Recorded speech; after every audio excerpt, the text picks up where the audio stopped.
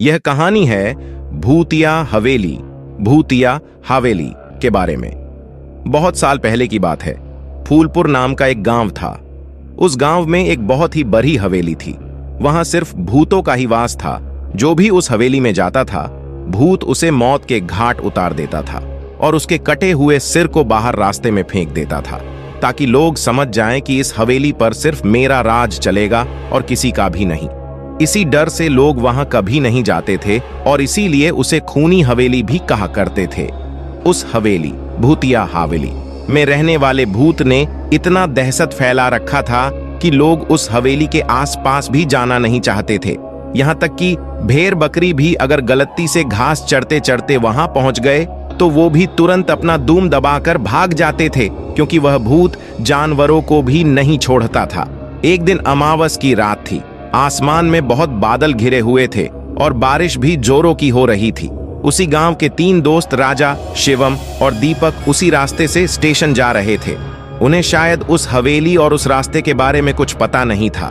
रात के 1 बजे का ट्रेन का समय था और ये तीनों करीब 8 बजे के लगभग घर से निकल गए थे।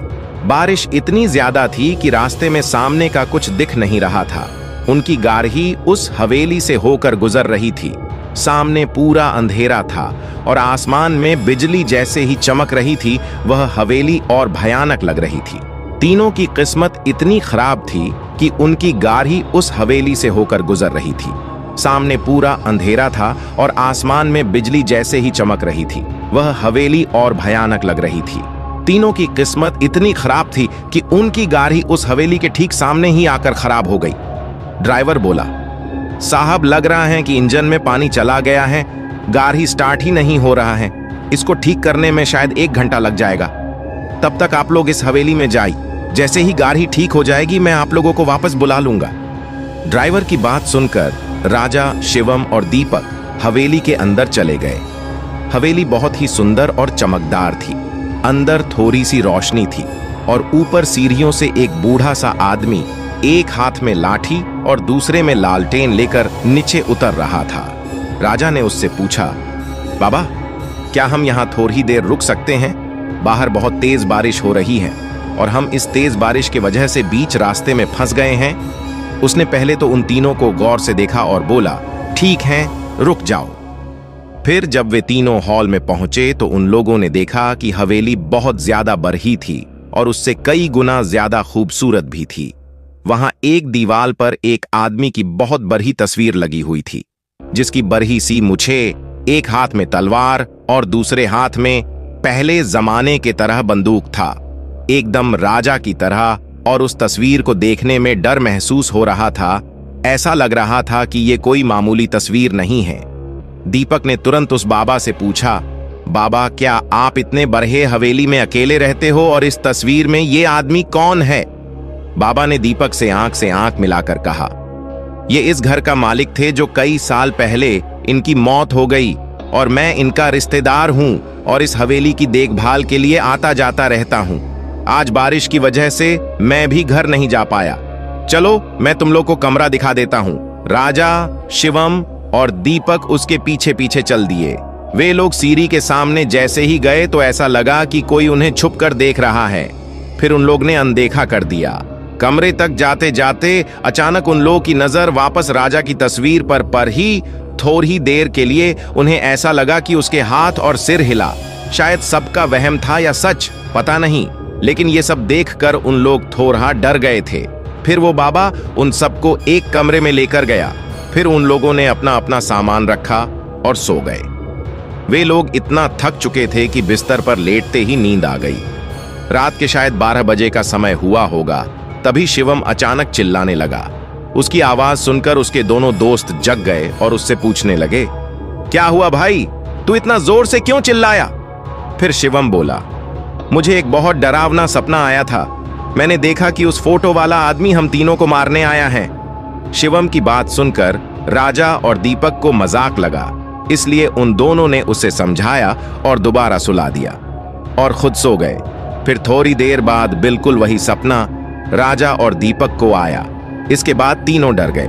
अब उन लोग को इतना तो समझ आ गया था कि एक ही सपना हम तीनों को नहीं आ सकता, इस हवेली में कुछ तो गड़बड़ है, शायद ये कहीं भूतिया हवेली तो नहीं है। दीपक ने जल्दी से जाकर दरवाजा खोलने की कोशिश किया, लेकिन वो बाबा बाहर से दरवाजा बंद करके चला गया था। अब उन लोग को समझ नहीं आ रहा था कि क्या करें। डर के मारे सबको जोरों से प्यास लग रही थी। साथ में पानी लाए थे, लेकिन एक ही घुट पीने में सब पानी खत्म हो गया। फिर तीनों खिड़की से आवाज लगाने लगे, लेकिन बाहर से कोई जवाब नहीं आ रहा था। दीपक ने अपना मोबाइल उठाकर फोन करना चाहा, लेकिन वहां नेटवर्क ही नहीं था। सब कुछ बहुत अजीब हो रहा था। अब उनके साथ आगे क्या होने वाला था, ये किसी को नहीं पता था, लेकिन उन्हें समझ आ गया था कि वो बहुत बुरी तरह से फंस गए हैं। पूरा एक दिन और एक रात बीतने के बाद उनके कमरे का दरवाजा खुला।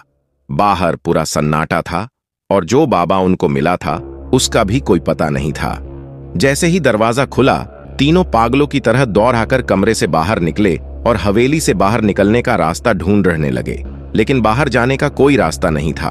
फिर सब लोग ऊपर चले गए और वहां से नीचे कूदने का सोचा, लेकिन हवेली इतनी ऊंचा था कि उन लोग का हिम्मत ही नहीं हुई।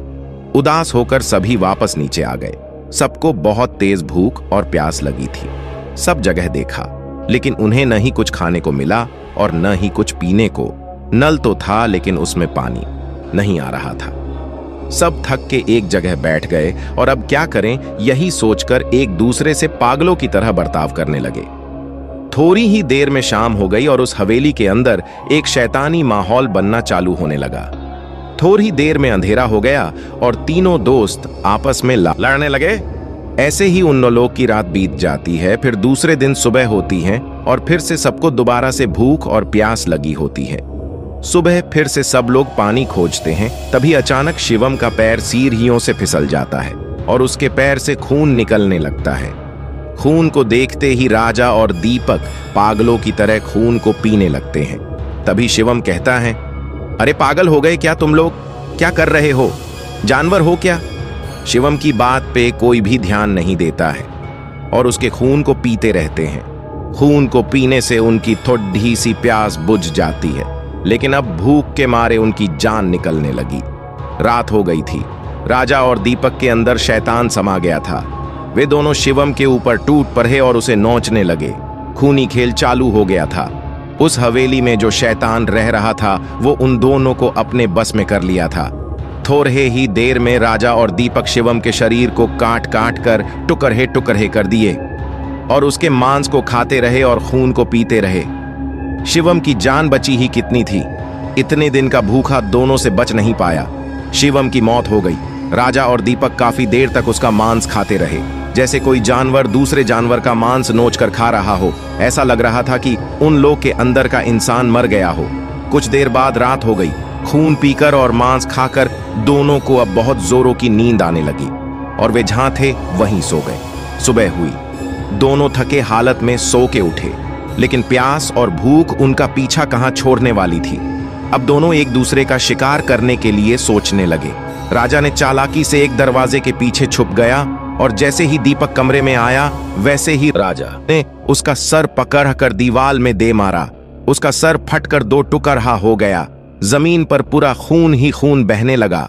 राजा उसका खून देखकर खुश हो गया और उसे पीने लगा और मांस को खाने लगा।